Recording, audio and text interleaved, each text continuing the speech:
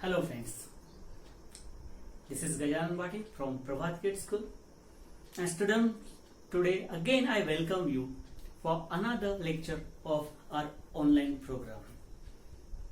Dear students, before I start this, can anybody guess the meaning of this Sanskrit phrase Vasudhaiva Kutumbakam? Can anybody guess? Yes, my dear students, it means the whole world is one family. And can you find relationship between no men are foreign and Vasudhaiva Kutumbakam? Exactly. Both mean the same. So this poem, No Men Are, written by James Faulkner Kirkup, that gives the same concept of Vasudhaiva Kutumbakam. Students, today the proclamation of universal brotherhood, peaceful coexistence, these things are not new. Actually, this concept was introduced some thousands of years ago in Upanishad, in Sanskrit Upanishad, and on the same basis the poet has written the poet No Men Are Foreign. Now before I start, let me introduce the poet. James Faulkner Kirkup. He was a creative English poet, translator, travel writer, and he was born in England on 23rd April 1918. He introduced and started his career as a teacher in the Dawn School in Cornwall. The first book he wrote was The Drowned Sailor in 1947. This man, he wrote dozens of poetry, thousands of essays, and a large number of 6 volumes of autobiographies. So this very beautiful poem crafted by James Kirkup is for you, for your understanding. Now about the poem. Now dear students, from the title we can understand that it is a very strong plea by James Kirkup to convince all of us that two factors, universal brotherhood and peaceful coexistence, are very important. Actually, God has made us without any discrimination. But we people, on the basis of caste, creed, region, religion and language, we have discriminated people on that basis. And that's very unnatural, that's very artificial. Though we are different, we look different, but our soul, our feelings and even our blood is same. So it's by the poet that we should not discriminate people on any of the basis.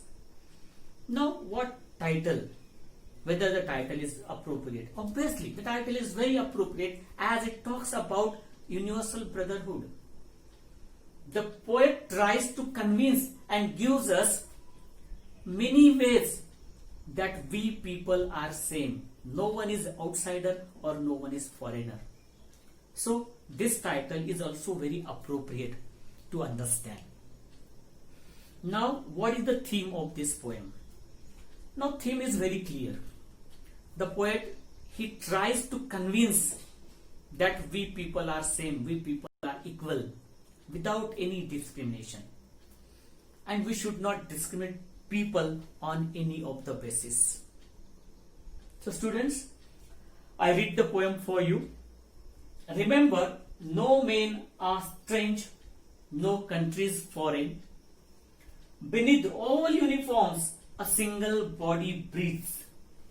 Like us, the land our brother walk upon is earth like this in which we all shall lie. Here, he tries to convince us that there no one is strange, unfamiliar or any foreigner. No, foreigner means the person who comes from outside. So no one is strange, no one is outsider. We all the people are same. All the borders are artificial. All the borders of caste, creed, region and religion are artificial. Then beneath all uniform a single body breathes. Though our uniforms are different, for the sake of common people, our uniforms, our attires are different, but the soul is similar everywhere. Our emotions are similar everywhere. Here uniform is also used for a different perspective, and the perspective is of soldiers. Various nations, they have their own military, and the military have their own uniforms. So though they are different, but the soul is the same one. Like us, the land our brothers walk upon is earth like this. The whole world. We may have borders, we may have divisions, but the land is same, and that is not artificial. The land is similar, the land is same everywhere, and this is which we all shall lie. And finally, the destination of everybody is the same. The cremation, the process of cremation is the same, my friend. So there should not be any kind of discrimination on any of the best. Now let's move to the poetic devices, my friends. Now, there is no rhyming scheme in this poem, like countries breathe upon lie. So it is written in free verse. This poem is written in free verse. Now first line, remember, no men are strange, no countries foreign. This line is repeated in all the stanzas maximum. So it is example of repetition.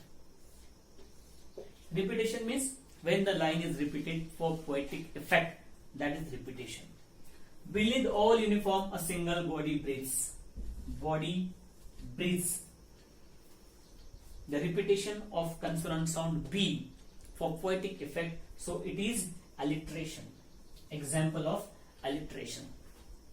Now beneath all uniform, this word uniform, it is used for soldiers, means indirect comparison, and when two things are indirectly compared for poetic device, that is called metaphor. So this one example is of metaphor. Now after this line, like us the land our brothers walk upon, there is no comma here. So this line continues to the second one. So this is called enjambment. What is enjambment?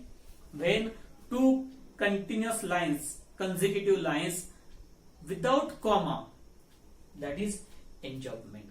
So this is all about the first stanza. Let's move to the second stanza. Let's move to the second stanza. They too, aware of sun and air and water, are fed by peaceful harvests, by war's long winter starved. Their hands are us, and in their lines we read a labor not different from our own. Now in this second stanza, aware means to be known about. Harvest means the period of reaping, after the ripen grains. Was long winter starved. Starving period means when there is a lacking of food. Hence, labor different from our own. So in this second stanza, the poet here tries to tell us that though we people may be different, we may have adopted to different situations, but we are nourished by the same sun, air and water. The nourishment by the God is similar. So wherever we may be from, that's not matter. Our resources are the same. And second, they are fed with peaceful harvests. Now we all people, we all wants to live in a very peaceful conditions. Nobody wants to live in war-stricken situations, because peace is a symbol of prosperity and war is a symbol of destruction and violence. So we all people, that is the identical feature of all the people, that we want peaceful life, and in peaceful life there is prosperity. In wars there is destruction only. So we want to relish, we want to enjoy the peaceful atmosphere everywhere. In third, their hands are ours, and in their lines we read the labor not different from our own. No, it's very unfortunate to discriminate or to divide the labor, because it's very unnatural. People from any of the field, whether agriculture, engineering or digital or whatever, people from all over the world, their work of their hand is the similar one. Everybody work to earn the bread and butter of life. So people, wherever they are, they have the same pattern of life. They work for the same purpose. So that's not the matter where are you from. And in this way, the division of any kind of labor, that is very unnatural according to the poet. So in this stanza, he wants to convey that with some adaptations, conditions or situations may be different, but we people are similar in nature. In the fourth stanza, what he says, remember they have eyes like us that wake, or sleep and strength that can be won. By love in every land is common life, that all can recognize and understand. So wherever you are, wherever you may be, the salient features of life, that sleep and awaking both are similar. As we discussed earlier, our situation may be different. We may be adapted to different situations and conditions, but there are some patterns of life which are similar everywhere. Sleep and strength that can be won. And we all people, generally, we have an inner sense, that we have an inner strength, or we can say we have something, inner intuition, that is similar in all the people. And what is that intuition? That intuition is love. We can win everything by love only. If we want to win anything, then what is the proper solution or ultimate solution? That is love only. Violence or war cannot be a winner. So we have to avoid that type of any kind of destruction. In every land is common life that all can recognize and understand. As we talked earlier, maybe we are different from some perspectives, but the land used by all the people all over the world, that is the similar one.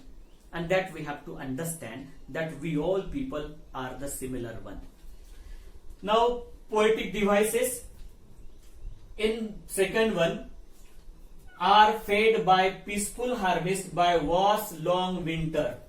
Repetition of W for poetic effect.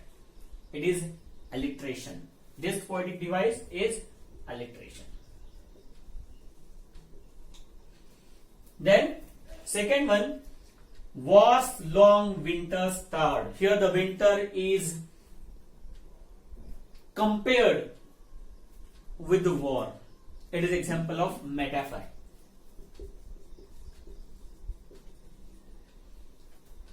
Then in third, their hands are us, and in their lines we read. Here there is no comma. Means this line is continued in the second one. So it is example of enjambment.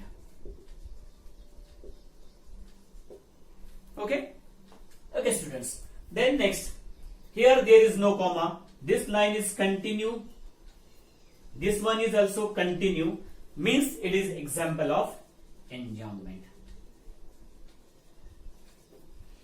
Let's move to the fourth and fifth stanza. Let's move to the next stanza. Let's remember, whenever we are told to hate our brothers, it is ourselves that we shall dispose, betray, condemn. Remember, we who take arms against each other. Now, in this stanza, the poet expresses his heart out before us.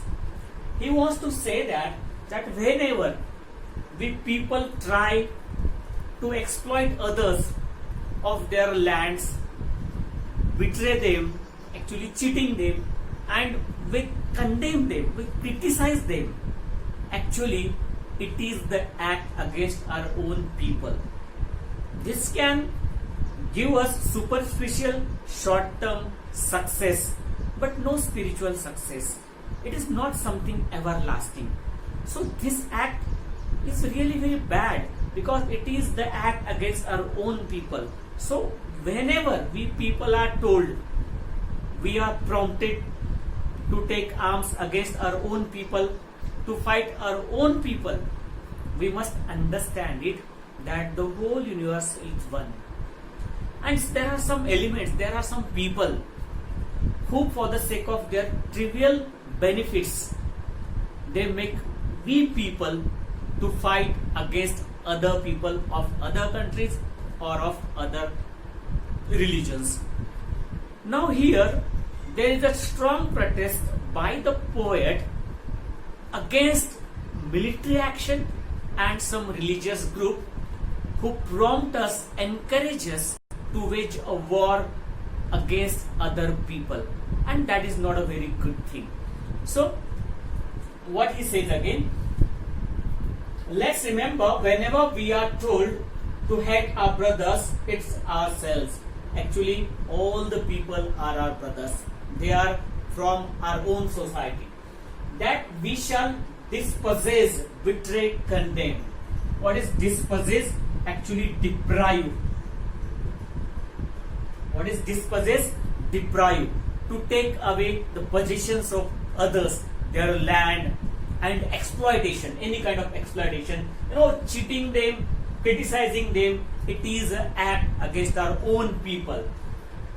Remember, we who take arms against each other, and any kind of fight or any kind of dispute or any kind of war, destruction, it can endanger the whole humanity if the war is waged on those people and against them. So it's very strongly by the poet that there should not be any kind of exploitation of our fellow beings, of any other countrymen, or of any person from another region or religion. Now next stanza, what he says, it is the human earth that we defile.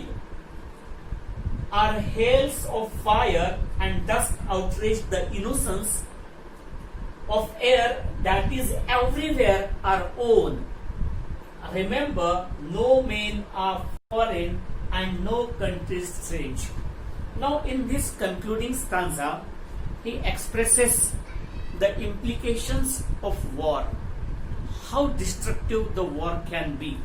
Actually, whenever we take arms against our own people, we are fighting against own, because people from different countries, from different regions, those are not our enemies. So this kind of enmity, our minds should not have occupation. So this earth, actually we are the protector of this earth, and if this way, if we wage a war against others, it is in danger to humanity. And what will we pass on to the other generations? Because if the way we fighting, if we killing the others, then it is a risk of the whole humanity. So war can never be favorable to anybody in this sense. So it is the human earth that we defile. Actually, what defile means? Defile means pollute. As we are the protector of this earth, and if we pollute the earth, if we spoil this earth, what will we pass on? or hails of fire and dust outrage the innocence. Hails of fire. Actually here the poet compares the war with hell. Now you can understand just the concept of hell, where there is outrage, there is fire everywhere, there is dust, there is smoke, people are killing to each other, and this beautiful heaven, this beautiful earth can be converted into a hell, and the purity of air can be totally violated. You know what he says, are hells of fire and dust outrage the innocence. Outrage the innocence means violation of the purity. The purity of the air can totally be violated, and this earth, the beautiful earth, will be no more sustainable to live the people actually of our air. The air that we breathe and that is by everybody, that can be totally spoiled by the war. So of air that is everywhere our own. Remember, no men are foreign and no country strange. So again he strongly reminds us that taking arms against any other fellow or any other person from any other country, we should stop this. We should have a feeling in our mind, Vasudeva Kutumbakam, that the whole world is one and unique. And in this way, in the concluding line, again he reminds us that we should not wage a war against anybody. There should not be any exploitation of any of the person, and we have to understand the similarity given or attributed by the God. In this way, here the poem it stops. We have to, but before, what is the message of the poem? Concluding. Now the message is very clear, my friends. On any basis, caste, creed, religion, we should not discriminate people. Sometimes people, for the sake of their trivial motives, they can make us to fight, to wage a war against others. That also we must understand. Peaceful coexistence and universal brotherhood, I think that is the most important aspect of this poem that has been given through. Now, before that, some poetic devices.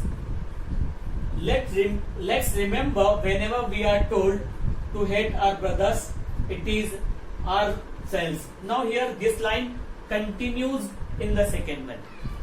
It is example of enjoyment. Okay.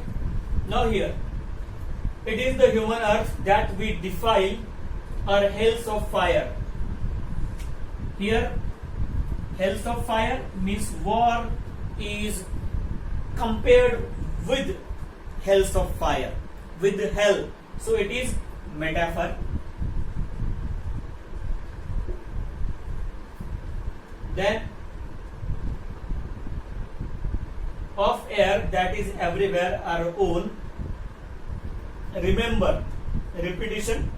At the same time, no men are foreign and strange mean the same. So when two different words used for the same meaning, it is tautology. So dear friends, this is all for today's